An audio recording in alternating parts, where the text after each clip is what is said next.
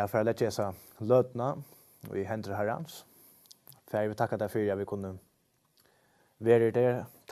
Tackar därför att vi kunde komma fram för erkänntöjna. Jag ber om att man ska sikna årtøys till det. Jag ber om att man vill tala vid kraft och inte be till om färger att människor må sätta frälse, att människor må sätta frihet färger. Du det är meningen vid evangelien tøyn. Det är att människor skulle sätta frihet från dömen som ett människa en skulle där komma möta färg. Och frihet och jag löve färg. Jag ber om att du måste kasta ljus av ditt frälse här i det. I Jesu namn färg vi be. Amen. Men damer bästa sätta EU-skrifter om de tingene som tar sig om och till ger i allt och jag har valt en EU-skrift ut där som heter som är fria till att leva i frälse. Och vad ligger i Jesus sättningen och vad mäster detta för vi nästa i det. Och i första pastor av Galaterbrevet 5:8 läser vi dessa otroliga kraftfulla ord och det är nog en av min engelskversion men damer otroliga väl detta verset. Tog att det är just mer som är gott och till sett mycket liv mer i frihet vi har grunda att det vers och det är otroligt områdande att vi lära oss att grunda Guds ord att vi lära oss att huxa om vad vi läser och spyrja Gud om att vad är detta vad mest detta kan jag bruka detta till något och tar vi gör det så händer det går ju och knappt så akkurat som det uppenbaras några för och att ordet har blivit bara levande för och det har varit också vi har i versen som jag har grundat nu i flera månader flera år och här versen gör så till frälse har Kristus just och fria. Till frälse har Kristus just och fria. Kristus har fri oss till att leva i frälse. Alltså det är ett dubbelt frälse här faktiskt. Vi är fria till att leva i frihet. Fantastiskt. Och det här är nämligen evangeliet. Evangeliet är så otroligt fantastiskt. Och jag vet är fria till att leva i frälse. Nu, vad tar Paulus om er till en några ting som vi får komma in här i det. Vad mäster detta att vara fri? Har öll bruk för att vara fri? Kunde ju öll göras fri? Och det är det som vi får grunda av i det. Flesta av öll vid har showars på vid har DVD video alltså så vi har sett några engelska filmer. Vi har också sett dessa olika träla filmer. Och vi vet att hur trälar tar ju lunchar samman, tar ju buntner och tar sitta i trångon klivon och mätren är vanliga och omståndarna så att de är omänskliga vanliga och allt är otroliga ringt chat om omståndar och mat som då vi behandlar på tar vi bokajer och allt är kärligt chat om och allt är realt ungen inte ser och en stöv chat är trälen tog att det här är otroliga vanligt och största drömmen chat är som trälen trick vi är till att tar inte att släppa att vara fria tar inte att komma in utan frälshem utan frälshem efter och nekra av bottnen och chatralen som är fötter till att vara träller har ångande uppleva att vara fri har ångande uppleva att vara sätter och fria och leva sloppen undan lunchen och sloppen undan tjäten som hänger på en och chatten. Det har bara hörst om kanske papen och mamman eller appen har tås om i minnest ta i levde och frihet och kanske är det nettopp det som de drömmer om. De drömmer om att detta, hur man lever vara och att leva ett liv i frälse, hur man där vara att släppa läser från att tjäten och släppa läser undan pushen och från så någon herra. Och det är bara drömmar för dessa fölkene, dessa nejars fölkene. Och självdan så tar det inte uppfyllt detta att vara sett i frihet. Och ofta så tar jag hit dessa filmer så tycker vi oss när vi tar vi öll hitjes lukon filmen, så tackar vi synd ut dem. Vi tackar synd ut dem, og sjálvan skulle vi taka synd i centralen. Så det är otroligt synd centralen. Och tog en verri hava ännu där runt om heimen träler av ymskonsläga. Tog en bättre är det månande brott till de män och kvinnor som har barst emot trälhaltet. Så har barst och låtit sig löj för att få att träla slavehandeln väck.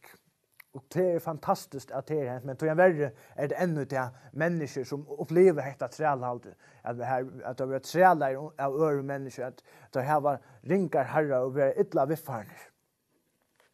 Men tid, Bibeln lærer til at öll mennesker er træler. Bibeln lærer til at vi öll er træler at synd. Bibeln lærer at öll mennesker er træler syndere. Hvordan så gøy vi talte om være, hvordan rett og fantastisk vi talte om være, og hvordan godt liv vi talte vi leva, så lærer Guds ord at alt som ikke har Jesus er træler. Og la meg vise at det er så ut fra skriftene. Og i Johannes evangelium 8:40 sier Jesus svarer til ham, sannelig sier til ham, hvert han og gjør synd, er træler syndarene. Og i 1. Johannes brev 3:8 leser vi, han og gjør synd er av djevelen, så djevelen har synda fra opphav. Til det er sånn Guds åpenbærer at han skal gjøre versk djeveles til åndsjes. Utfra som skriften suttja vi hver er træler syndar. Vi suttja at de som gjør synd, at de som har synda er træler at synden. Det er det som heter år Jesus er. Det er ikke år mine, det er det som Guds år sier. Guds ord sier at han som hever synda og i sin løyve, han er træler at syndene. Han som hever synd og i sin løyve, han er baden djevelsens. Hør år, ja, men Guds ord, det er radikalt. Guds ord, det er kvassare enn nega tvoi etja svør. Det fer alla veien i jøkken, det stinker inn i okkar hjørst, inn i okkar løyv, og det dømer okkar huksenar, og matane vil liv oppa. Tog år Guds er sannlig, og Guds år er rønt. Nå, til sier ja, men varskvært, jeg slipper undan denne kategorien som du tåsar om. Jeg er ikke en av sånne som Jesus tåsar om. Jeg har ikke synd i min liv. Jeg er gauer. Jeg er fitter. Jeg er en fitter med eller kvinna. Jeg er ikke en fitter samkomme. Her som nekv andre fitt mennesker er, og jeg hører en fitter en gauan bådskap. Kvønt det. Hver jeg finner er av møt. Men tid, Guds ord sier noe annet. Guds ord sier i Rombraunen 3:23, öll hava synda og taimon fattas storgods. Skal man ikke fattas storgods? Vi fattas frelsegods. Öll hava synda og öllun fattas frelsegods. Öll fattas storgods. Og langt fram i samme kapittel, altså i Rombraunen 3:9, leser vi hva ta? Här var vi näka fram han tar så Paulus som skriver att han är jöte så han var vi jötar näka fram vi som har låna vi som har haft god vi och alla dina vi som är utvalda tjågods har vi fram näka är tjåer så säger han alls inte vi det har ju fram undan klia berg jötar och krickar för att tar är alla undersynd. Så kanskje to er nok så kvikskja, men er ikke kristje eller gjøt. Men det er ikke det som det mener seg. At han skriver til grikker her på, og tog nevner han da.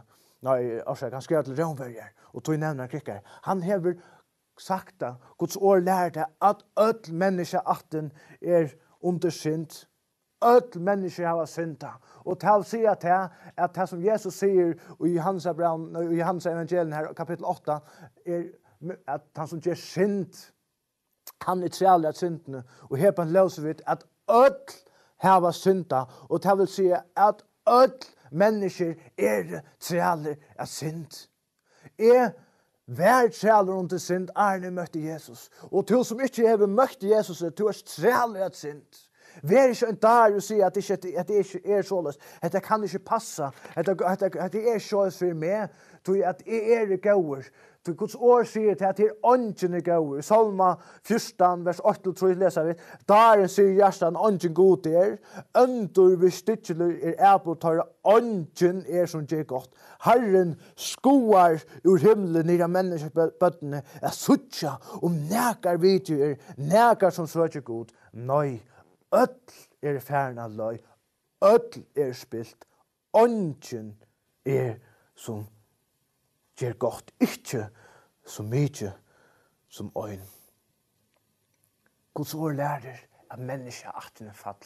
Guds ord lærer at vi øll hava synda, og at vi øll er træler.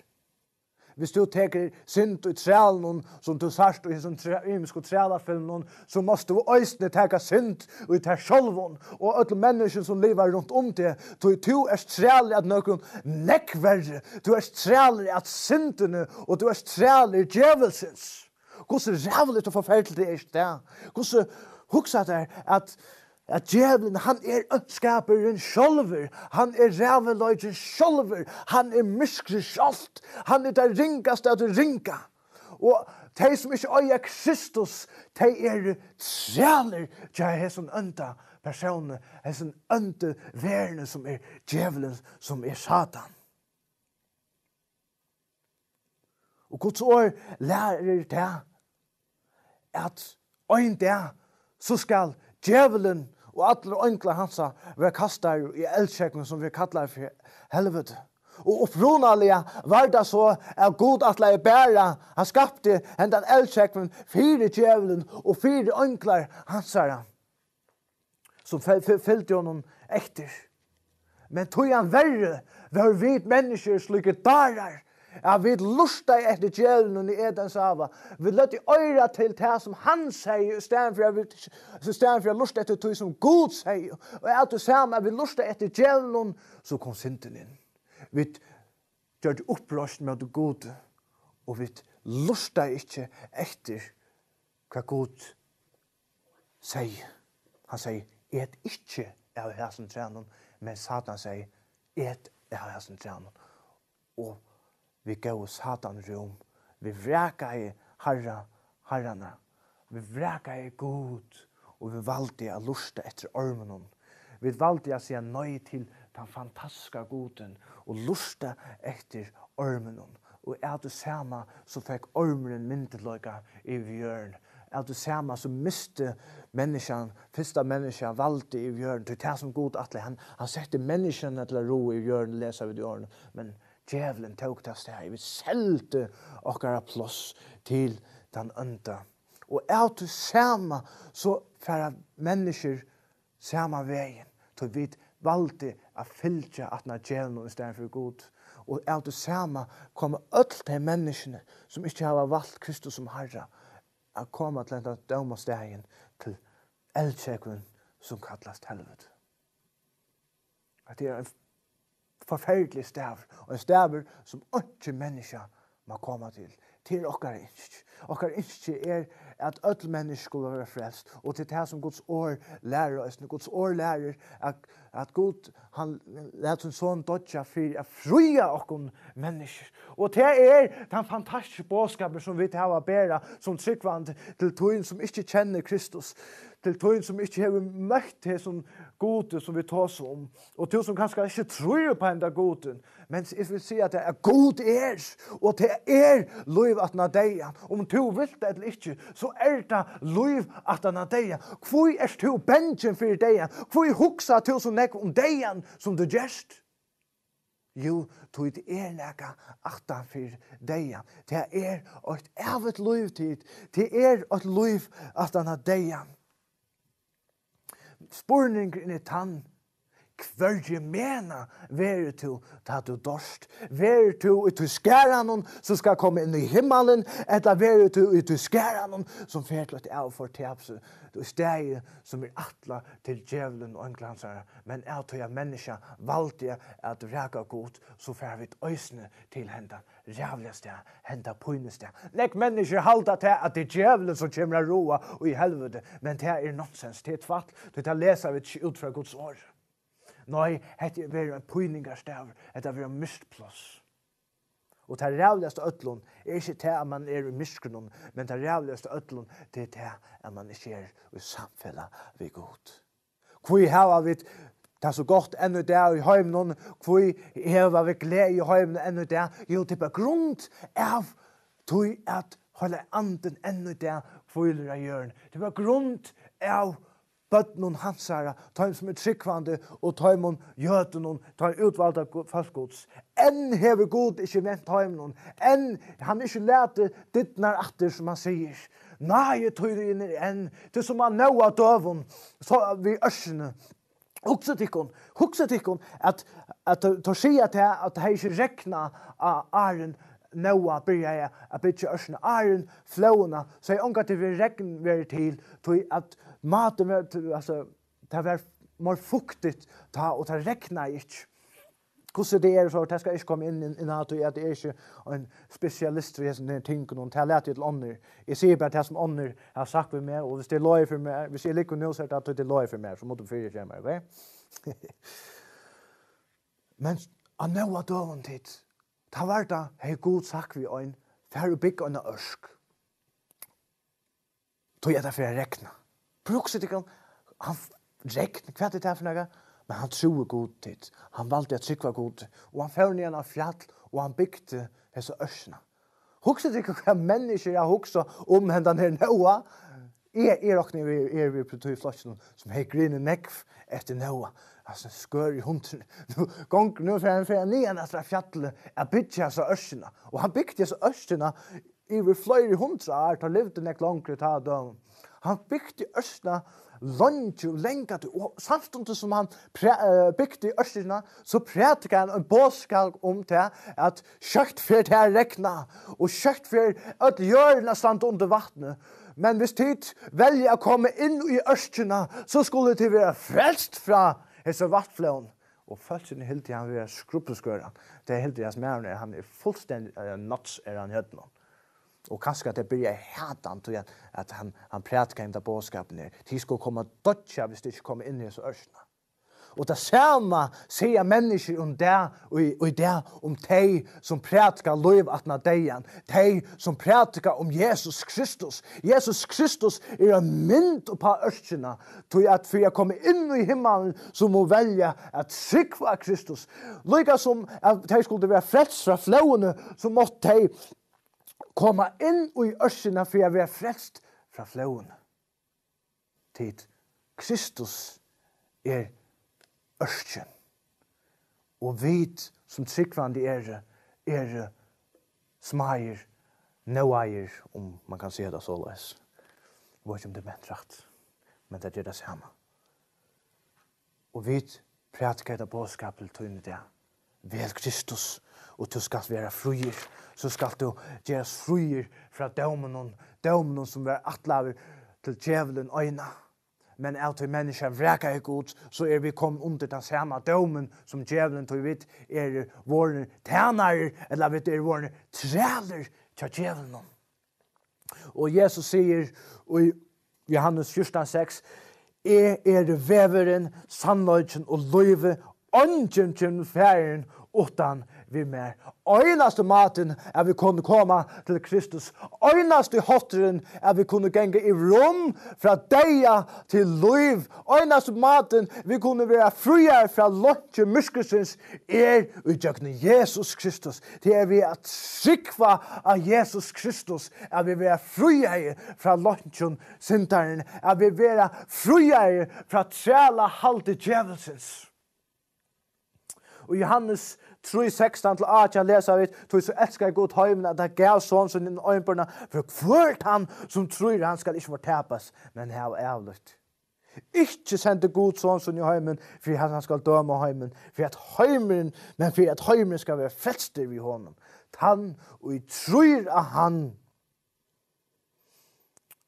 vil ikke dømter.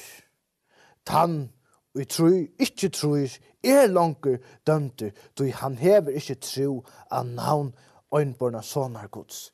Så ikke det? Hvordan vil man fri fra dømnen som øyne forverer? Jo, vi er trykva. Vi er trykva av Kristus. Vi er trykva i fullkomne offre, så vi er fri fra dømnen som verer. Og til min bøn, og til okkara bøn, at du veler av festa ditt alikt av Kristus. At du veler at trykva av en livande God. Så så verer du friere fra dømen. Halleluja. Er det ikke fantastisk å vite at vi trykv, så kan du være frier fra syndene, fra dømen, noen som synden, for øyne for å være dømt under. Ja, men jeg vet at vi skal være nekk fornænt. Altså, skal jeg ikke gjøre? Skal jeg ikke liva etter ta en tutsi boi noen? Skal jeg ikke hata? Skal jeg ikke hit? Nei, du skal ikke. Du skal trykva av Jesus Kristus. Vi trykv være vi frelst. Vi trykv av navn Guds. I Rombraun, tutsi leser vi tøy om munnen gjotta Jesus Herre og trøst i hjertan av god røstjan og fra en dag, så skal du være frelst. Tøy vi hjertan og tror øyn til rettelse, og vi munnen gjotta øyn til frelst. Hatt evangeliet tids. Og evangeliet mesjer gau tøyent. Hatt det gau tøyentene som vi tar å bære menneskeartene, at hon træler at syndene, ja, alle mennesker træler at synd, men Kristus har gjort en utvei for okkon, ur okkara trælehalte, og inn i hans rujtje, inn i himmelen. Han har gjort en vei fra helvete og inn i himmelen. Og hvordan gjør det? Jo, han lät seg nekla av krossen. Han som kjenner til synd, var gjør det til synd, så jeg vet nå kunne være fri, for jeg vet nå kunne være hans rettvise. Tog ta en vel i Kristus som Herre i sin liv, så vil han gjøre det rette for gode. Og hva mest er dette ved rett å si? Jo, at God nå hikker etter mer som at jeg feilfri. Hvor han ser med i Kristus. Han ser øyn og kvann, tryggvande, øyn og kvann som har valgt å feste sitt alle av Kristus, ser nå god ferien i Kristus. Er ikke troligt det? Er ikke fantastisk? Alltid det er fantastisk. Og så hotikken av sånn at Gud er sånn veldig, han som har skapt alt det som er til, han hever og tjøkken sånn fullkomlig fyrtjel mer nå. Og jeg fullstendig fri. Jeg fullkomlig fri. Til frals hever Kristus gjør seg fri. Vi er fri til å leve og i fralse. Og jeg ikke så at tid som er tryggvante skulle skilja det. Vi er fria til at leve i fralse. Vi er fria fra lov, og vi er sett under næna. Vi lever ikke langt under lovene her, man skal en rikve, men vi er sett under næna. Vi er sett under Kristus. Og ta god hikker nå etter oss, så ser han Kristus. Nå, la meg lykke vente at det lett vi er tryggva og heter forskjellige. Nå, årets trygg ut det alltid hever mist en missuntutning til at mennesker sier, jeg har nekk mennesker, jeg trygg for Jesus. Jeg trygg for Jesus. Vi er jo ofte ute i gøten, så tar vi bytta for mennesker, og tar seg ved mennesker. Det er nesten ikke en som ikke sier, jeg trygg for Jesus. Men som man så for å ta seg hvor jeg vitt det, ja. Så får man spørre, ok, når kom du til frelse? Når ble du loster? Når ble du enderføtter? Så akkurat som så blir det ikke kunne svære meg, at det vet ikke hva det tingene er enderføtter, føtter av nødtjon. Hva mener du vi? Ja, men sier du ikke at du har valgt å trykke Jesus, så det vil si at du er føtter av nødtjon, så akkurat som det vet ikke hva det skulle si meg, ja. Men at trykke av Jesus, det gjør det. Men tid, Legg til mest hva vi løser og jeg sånn her versen og rombrannen. Han tror og hjertan. Hva at sikre i hjertan? Jo, og i åretøysen 4:23 leser vi hver vårt hjerte fram om alt som hver var for tøy ganger løyve ut. Han som tror i hjertan, han han som blir frelst. Og i åretøysen 4:23 leser vi til på at ut ur hjertan det løyve ganger ut. Det vil si at det som Paulus tåsar om i rombrannen tutsi point at vi skulle trykva vi okkar løy. Og hva mest er trykva? Jo, det er mest er løyta av. Det er at vi løyta okkar løy iver til god. Og det er det som vi gjør da vi velger at trykva av Kristus. Det er at vi løyta okkar løy iver av god. Vi suttja okkar syndastøv. Vi suttja til at utan Kristus så er vi fortapt. Og øyne som maten vi kunne komme til omvending. Øyne som maten vi kunne komme inn i den nutja løyve. Øyne som maten vi kunne være sett frelse til at vi velger at trykva vi okkar løyve. Altså at vi vil velge at djeva Kristus okkar løyve så han kan få okkar av nutjon. Og det er det som hender ta og vi velger at trykva av Jesus. Det er det som vi gjør at vi gjør han som herre. Det er mest til at vi sier at det ikke langer er god, men det er to som skal ro i min liv. Det er ikke djevel langer som skal styre min liv, men to god styr to min liv. Jeg er en synder, jeg fortapter, men god frelst to med. Og det er en fantastisk brøyting fram i okkar liv. Tog vi det var valgt at gjeva okkar liv i vil god okkar deia anda. Og han teker hendan deia andan og han fører han nutjon. Hvordan fører han nutjon? Jo, han sender sånn. Jeg tog at, hele andan, orsaka. Jeg tog at vi rødt seg, nå har vi vent okkur vi, og vi be om fyrirkjering, og vi be om rødt seg. Nå kan hele ande komme inn i okkar deia anda, og at hele ande kommer inn i den deia anda, så hender det en prosess fram som at ande okkar gjørs livand. Hva er mest dette at okkar ande gjørs livand? Jo, det er vi får samfellet til god. Lykke som i Edens hava, ta människan samfellet er god, men da synden kom inn, så miste människan dette samfellet. Synden gjør det at vi miste dette samfellet. Men nu i tjøkken verset som Kristus har vi gjort av krossen, kunne vi nu alltid få samfellet vi god. Og til det som det mest er vi andelig livand. Andelig livand mest er at vi nu har samfellet vi god. Og da kunne vi bære og gjøre noen verster, vi trykva verster som Kristus gjør til krossen. De som er andalige deg, til de som har stadig deg en andre, de kunne ikke ha samfunnet god, så de er ikke rødt seg i blåene. De mangler at trykva av Kristus, de mangler at løyda sitt liv iver til Kristus, de mangler at være født av nødjon. Er du født av nødjon? Etla trus du bare i viten av sørlige personen Jesus Kristus. Man skal være bytter, ikke at sikva at Kristus hever livet. Sjølvande trus du at Jesus er livet. Det er så nek prekk for at Kristus hever til, at det er ikke ivast du. Öll sikva at Jesus hever livet. Alla de forskjellige troarretningarna, alla de forskjellige religioner, muslimer, jødar, og hinduister, tar trykva av Kristus. Det trykva. Koranen enda tåsar om Kristus. Og Koranen sier at Kristus er det største menneska som nærkan til livet. Han er det største profeteren at han er Mohammed Shalad som har livet. Og enda i Koranen så stendig skriva til at muslimene skulle leva som de kristne. At i Koranen stender at muslimene skulle lese Mosebøkene, Torah stender der, at muslimene skulle lese Torah, eller de 5 Mosebøkene som vi kallar det. Det stender i Koranen. Og i Koranen stender enda at de skulle også lese evangelien. Altså, det er bådskapen som Kristus prædikar. Er ikke troligt?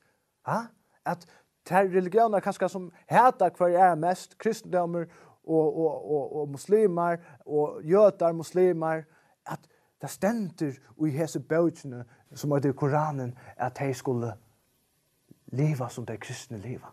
At de skulle lesa Mosebøkene, de skulle lesa evangelien.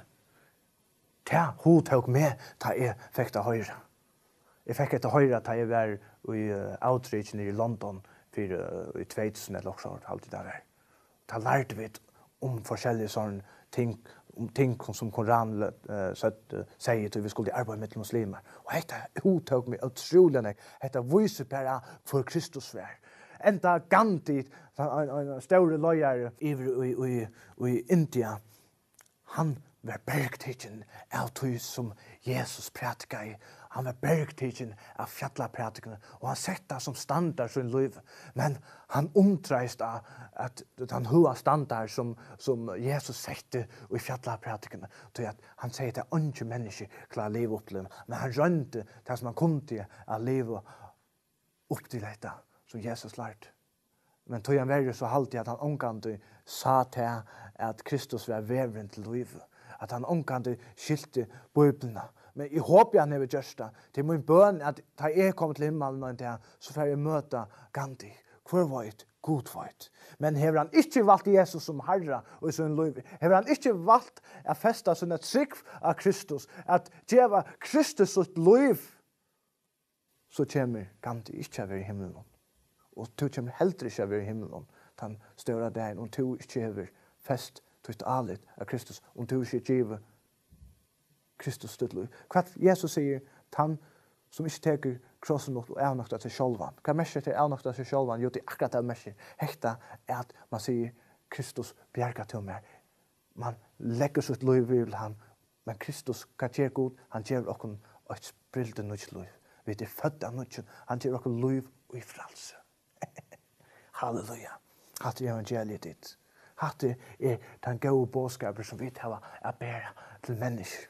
Nå lær dere vente på ilaten og løsinter. Nå har jeg tås om det som fører dere til trygg, frelse fra dømmen, friheten fra helvete. Lær dere nå flytte dere inn i det nødja livet som Gud hever givet dere som tryggvandig er. Ofte alltid er at tryggvandige mennesker ikke vet at vi er frie fra trælabånd synder. De vet det, men de skiljer det ikke ordentligt.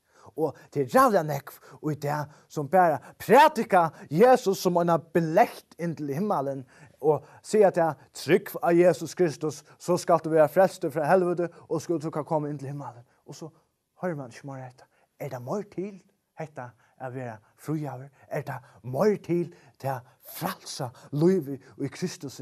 Ja, det er nekkmør. Og det skal vi først kvile han nå. Nå, hva mestjer til å være andalige fruer? Hva mestjer til? Jo, jeg mestjer at nå kommer vi se nøy til sint. Nå pjøs vi ikke at være trællig, at kraftsynderne som virker i okkar livet, og gjøkken lovene, hon er nå bråten.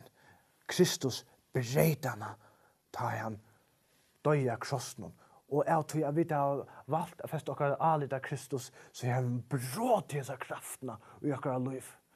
Før kunne vi ikke si nei til synd, men nå kunne vi si nei til synd. Aver var vi bunden at synda, nå kunne vi velge ikke at synda. Hvor tog vi til et liv i Kristus? Vi er sett i frihet fra synd. Ja, men Roa, altså, at være frier er det ikke til at man kan bare leve som man vil. Viner, så er det ikke skilt evangeliet. Hvis du helder til at mest av være fruer, at dette som Paulus sier i Galaterbrevet 5, til frelse av Kristus gjør som fruer. Hvis du helder til at det mest at du kan nå bare leve i din egna liv, at leve i synd, det som vi kallar for synd, det som skriften kallar for synd, og det er som vi ikke får inn at det sikker vi at du var til loven og i ørene, hvis du helder til at være fruer, att vara frälst mest att du kan bara leva som du vill nu, så är det misskilt allt. Så är det misskilt evangeliet. Nei, jeg vil fri mest at du kan nu si nei til syndene. Og det synden som gjør det menneska fatt. Det synden som gjør at du opplever pøyne kvann det. At du opplever sorg. Det synd som gjør det. Hvor skulle vi så dama så vel å hugga okkur synd som tryggvande? Nei, en tryggvande som møtt god, som skilt frelse i Kristus, han ikke slipper vekk ur en liv vi synd. Nu husker jeg til kanskje bøyna veien om at drekke, om at røyja og forskjellige ting. Det slett ikke tingene som bøyna husker om. Det nekk andre ting at elska et annet menneske, det det som kanskje det største synden av ødlom, men man kan ikke kategorisere synd, til ødl synd for god jevn til lyka. Kristus, han ikke brøyta okkar liv, så vi kommer at elska mennesker, så vi kommer at være gå ved mennesker. Jeg har et vanlig kjølspøylig at det kommer på grunn av syndene, og god ikke at du skal ikke ha et vanlig kjølspøylig at det er selv. God ikke at du skal ha et godt kjølspøylig at hvor du er i Kristus. Det er så nek mennesker som halter seg ikke virker. Det er så nek mennesker som ikke halter at Gud kan bruke det til næka. Til at jeg har gjort hitt og jeg har gjort hatt. Det er så vanlig. Nei. Ta du skiler hendan frelsesbåskapen. Du skiler hvor du støva i Kristus. Så kommer du å kunne vite til at, som jeg sier, ta god tikkrett her, så ser han Kristus. Han ser blå. Og du kan du hava et godt kjøsbullet. Du kan du viska for god, og dirve god så vanlig at du helder til vera.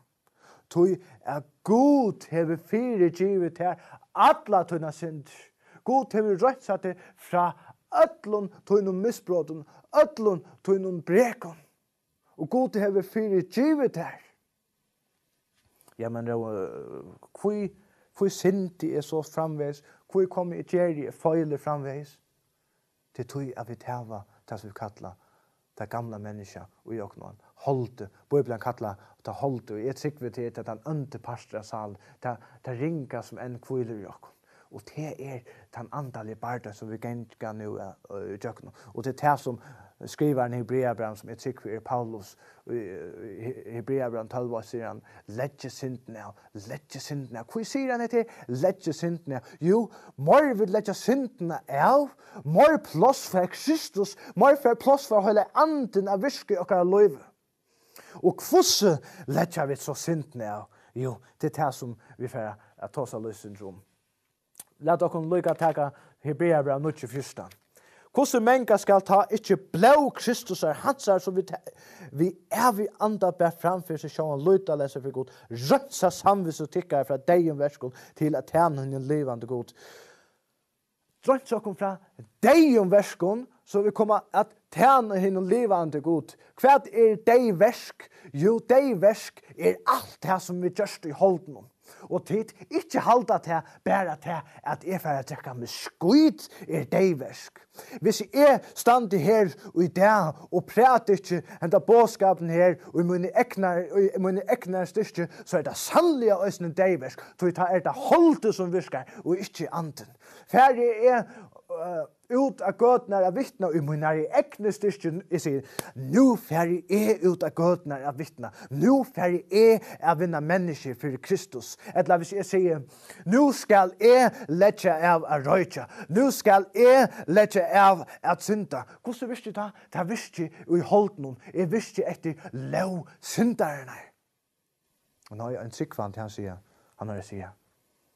jeg sier at døms her til, i stand til å prate det, god, pratika tu i tjøkken med.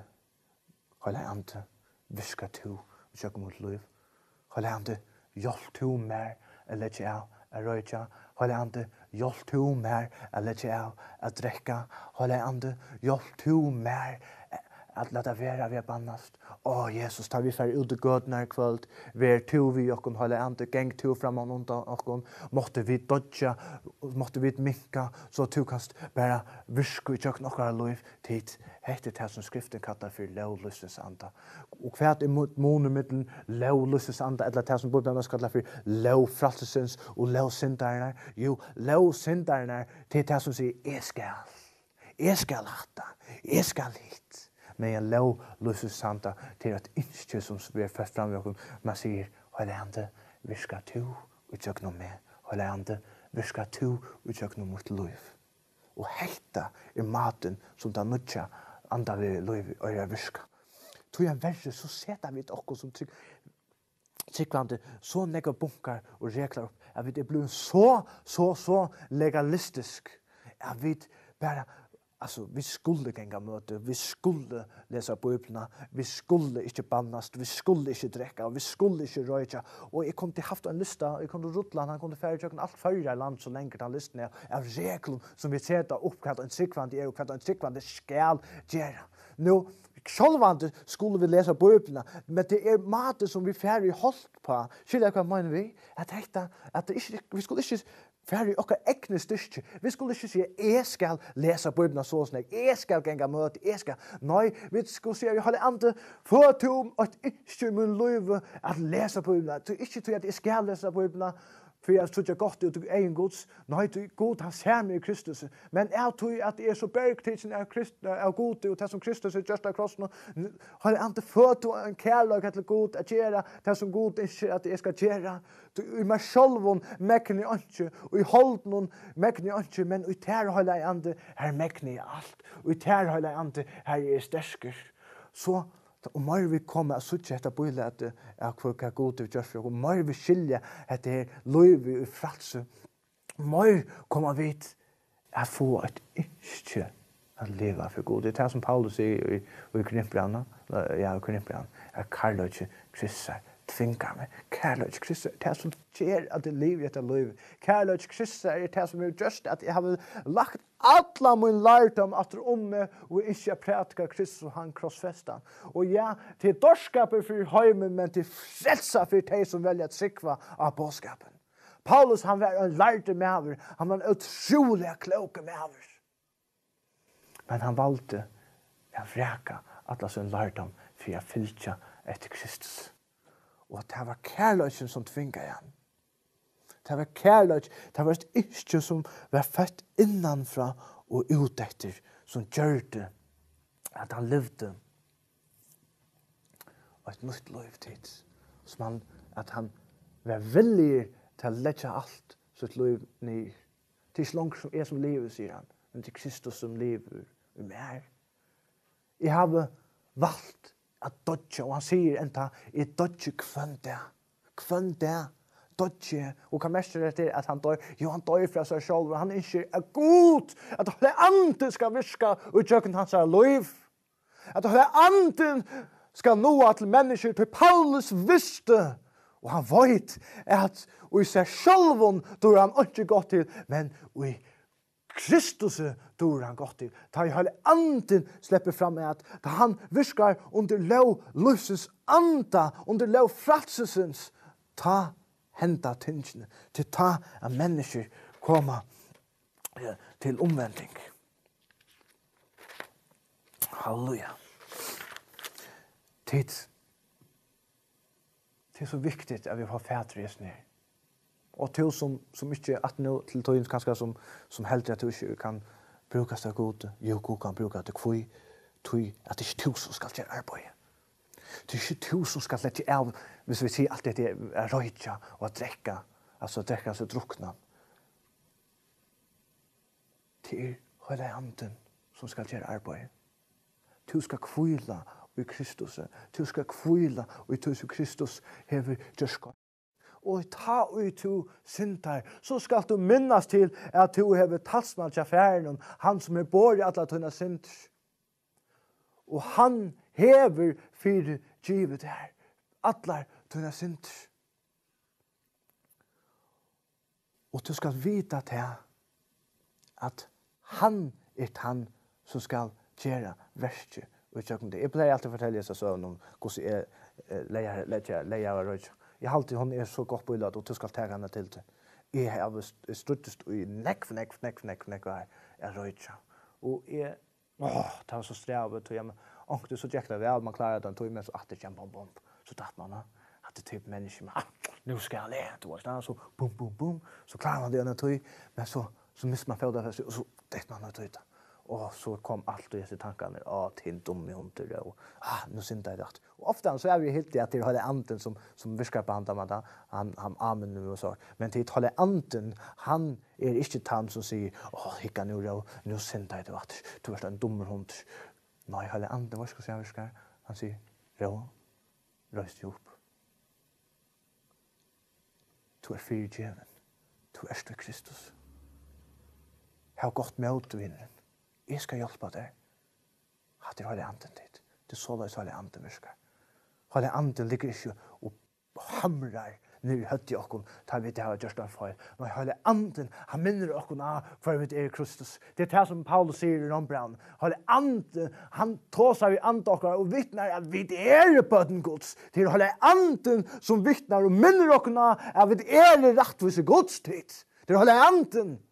Och inte näga men så kan man säga visst så håller anden inte skövla och löve. Jo, det gör han. Det trick för att han gör. Han inte han fördömer och inte för det. Han säger "Ro, nu ska du ta det samman och nu ska du göra hatta, nu ska du lägga över röja och nu ska du låta vara dricka, nu ska du ta det samman och börja läsa Bibeln mer och du ska gänga möte och du ska be touch mot där knövnon.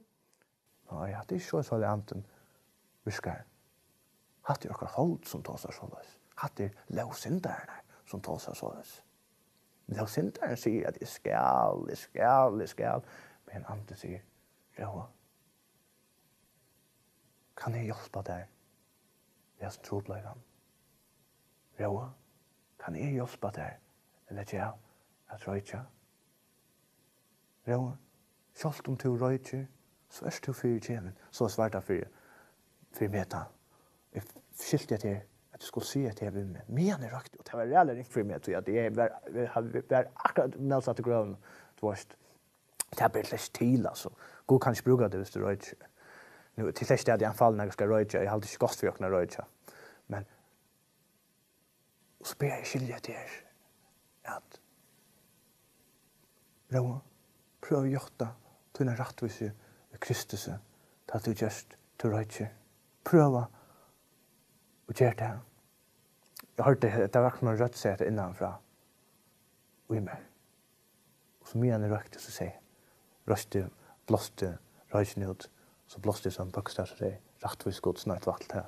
Det gjør det ikke. Men i min tanke så sier Roa, du er rettvis. Roa, du er fyrtjen.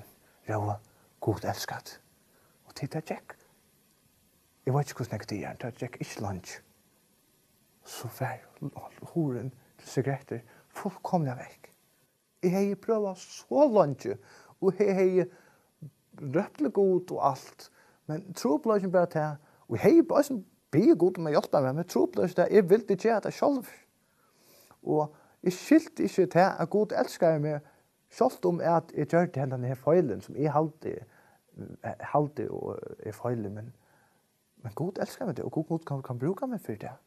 Selv om jeg har denne feilen, for jeg tror at jeg er i Kristus. Og vet at jeg gjør det med frelse i Kristus, så kom hele anden fra meg, og han slapp av virke, og han gjør det, at jeg ble fri fra Arøyja. Lad meg lukka lesa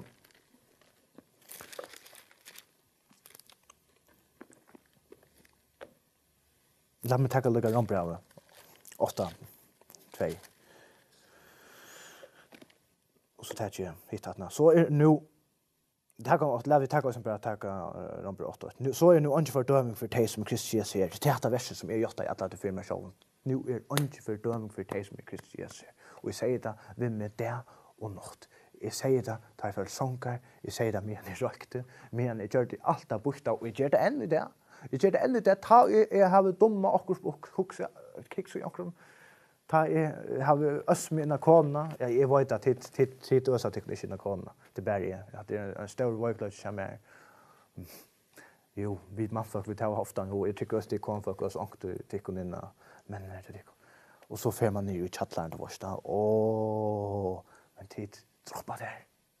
Ta ut av öst så ska man se där går det mer. Så ska det på en av kona där på för James och så ska se ut det show mot inte fördömning för mig som är Kristus Jesus. Tog det inte fördömning för han som är Kristus Jesus. Tog att han som är i Kristus han är frigiven. Han är frigiven. Nu får jag att lyssna på spåren är en sån för alltid för jag spåren det måste bara frigiven mig. Beriven mig. Jag också om Peter.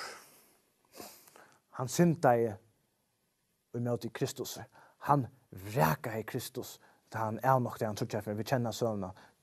Det som tycker han det känner ska för dessa såna att han och säger för när så bannar han att han inte kände Gud.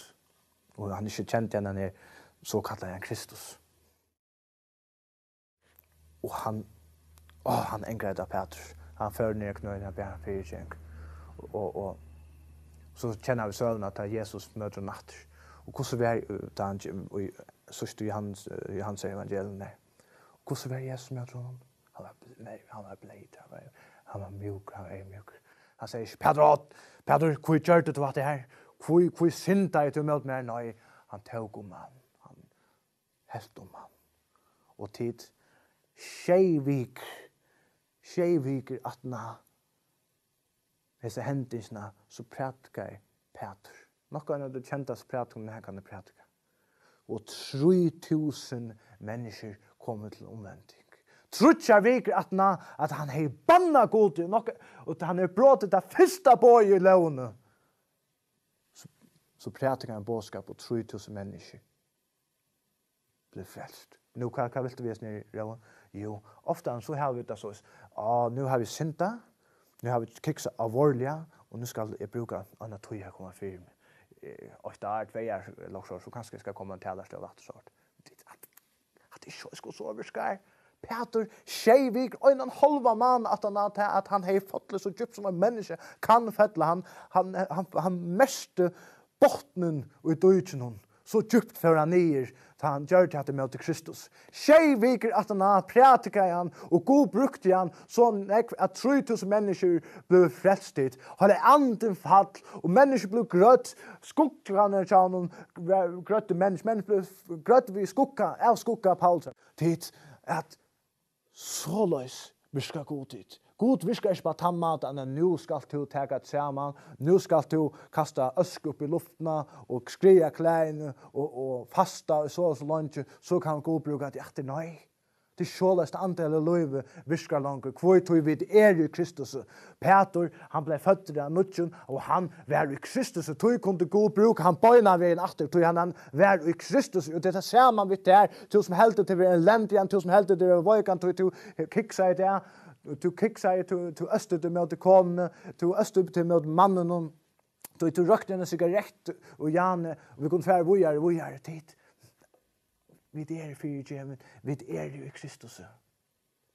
Och God kan bruka hon till ögon och kvarja tog. God kan bruka te till ögon och kvarja tog. Vi är sikre på att kvoi tog är i Kristus. Kvoi tog rättvise kvoi i Kristus. Tog frälsa om kvoi i Kristus. Allt tog ändfödda liv kvoi i Kristus. Det viktiga är att du säger inte att jag skall, men du säger att hålla ante ger to arbete. Hålla ante viska to och mer. Till det som är områdande. Då jag till hålla anten till god så ska göra arbete och dögn nog.